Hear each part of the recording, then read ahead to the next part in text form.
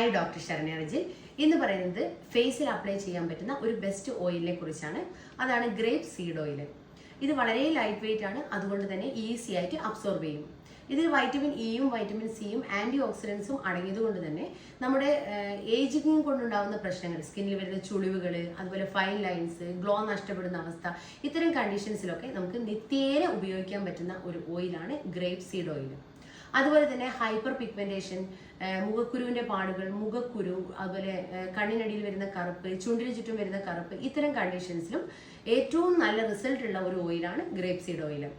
ഇതിൽ anti microbial property ഉള്ളത് കൊണ്ട് തന്നെ ഇതിന് മുഖക്കുരുകളുള്ള ആളുകൾക്കും ഇത് ഉപയോഗിക്കാം.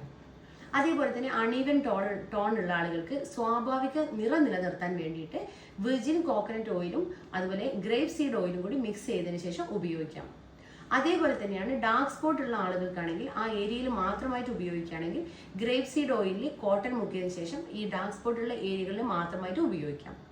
ഒരു 1 hour നമ്മുടെ ഫേസിൽ വെച്ചതിന് ശേഷം നമുക്ക് മൈൽഡ് ആയിട്ടുള്ള ഏതെങ്കിലും ഫേസ് വാഷ് ഉപയോഗിച്ചിട്ട് കഴുകിക്കളയാം.